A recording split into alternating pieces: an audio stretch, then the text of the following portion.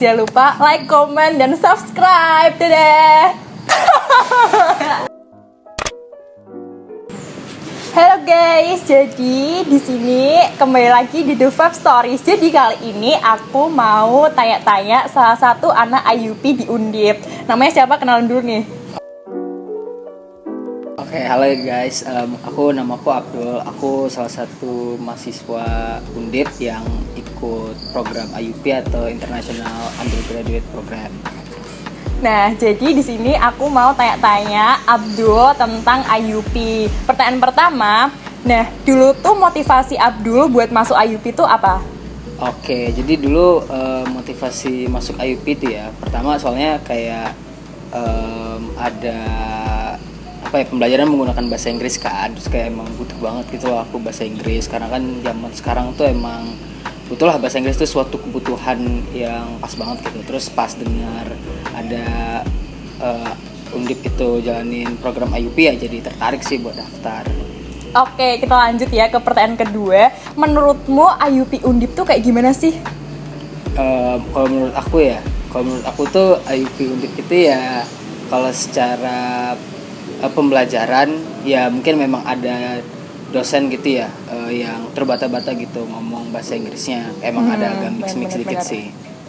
Nah, jadi kalau misalnya di IUP Undip tuh dosennya itu tuh kebanyakan tuh ada yang ngomongnya campur gitu ya, Indonesia sama Inggris. Jadi beberapa tuh nggak fluent di Inggris gitu. Nah, pertanyaan ketiga itu bedanya anak IUP sama reguler itu apa kalau misalnya selain dari bahasa yang dipakai? Mungkin dari mata kuliahnya atau dari perkuliahannya gitu-gitu ada nggak?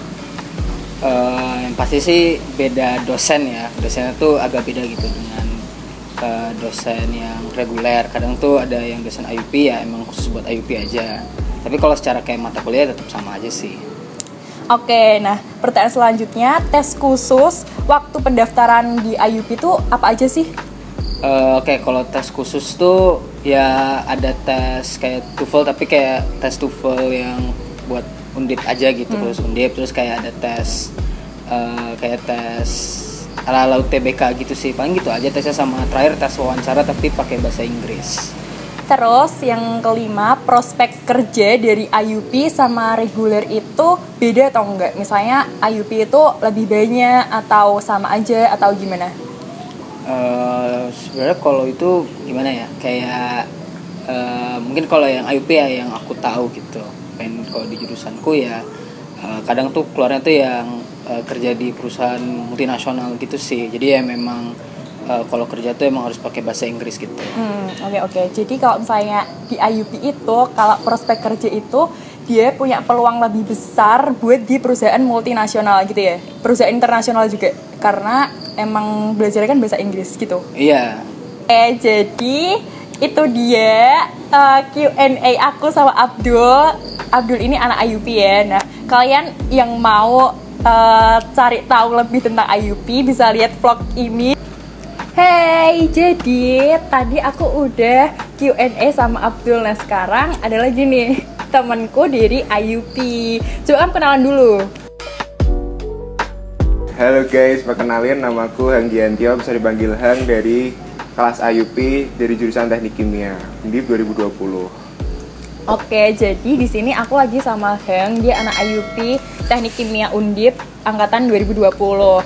Nah, di sini aku mau tanya-tanya kamu nih tentang IUP secara garis besar ya. Nah, banyak yang bilang nih kalau misalnya anak IUP itu gengsinya tinggi. Nah, menurutmu gimana sih?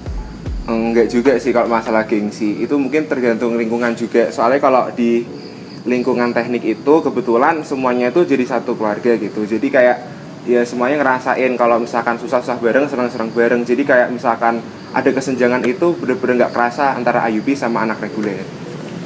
Oke. Nah, terus selanjutnya, suka dukamu selama jadi anak IUP setelah 3 semester ini mau ke semester 4 apa aja? Kalau suka duka, mungkin sukanya itu karena temennya sedikit, jadi kita lebih kompak gitu di kelas. Terus kalau dukanya itu paling contohnya kayak misalnya praktikum, kelompoknya itu doang gitu, jadi nggak bisa bersosialisasi lebih ke teman satu angkatan yang lain gitu. Paling itu aja sih Oke, terus selanjutnya syarat buat kita mau masuk IUP nih, buat mungkin adik-adik yang nonton atau mahasiswa-mahasiswa baru selanjutnya buat daftar IUP itu syaratnya ada apa aja sih? Kalau syaratnya mungkin disiapin aja buat tes TOEFL sama interviewnya, mungkin nanti bisa belajar aja sekarang lewat YouTube sama lewat Google juga udah banyak gitu. Oke, terus kan IUP itu kan ada program exchange ya. Nah, kalau misalnya exchange-nya di IUP itu, di Undip itu tuh udah ditentuin sama prodi atau kita bisa milih, terus itu di semester berapa sih? Kalau biasanya ke single degree atau double degree itu di semester atas, kayak di semester 5 atau di semester 7 gitu. Kalau di sini sih aku udah dikasih beberapa pilihan, tinggal si mahasiswanya ini milih mau single atau mau double gitu. Kalau mau single biasanya tuh di universitas di Asia Tenggara. Tapi kalau misalkan mau double, biasanya di Eropa tuh biasanya banyak yang menawarkan untuk double degree gitu. Perbedaannya kalau double degree itu minimal harus 2 semester agak lama. Kalau single degree itu bisa ditempuh sekitar 1 semester itu udah bisa. Oke, jadi perbedaannya itu di single sama double degree-nya ya, sama wilayahnya buat kuliah exchange-nya gitu. Oke, terus selanjutnya kalau jadi anak IUP itu tuh emang harus fluent English atau kita boleh nggak bisa bahasa Inggris, kayak kita terbata-bata gitu, tapi mau belajar atau emang dari awal tuh harus benar-benar bisa bahasa Inggris gitu? Oh, kalau itu sih tentu aja nggak harus bisa bahasa Inggris secara full juga nggak apa-apa. Aku pun juga di IUP tetap juga tiap hari masih belajar gitu, dan alhamdulillah juga lingkungannya itu suportif gitu, bisa buat sekalian belajar vocab, nambah-nambah kosakata gitu tiap harinya. Jadi nggak melulu kayak masuk IUP harus kayak bicara seperti native speaker tuh, nggak harus kayak gitu kok. Tenang aja pokoknya.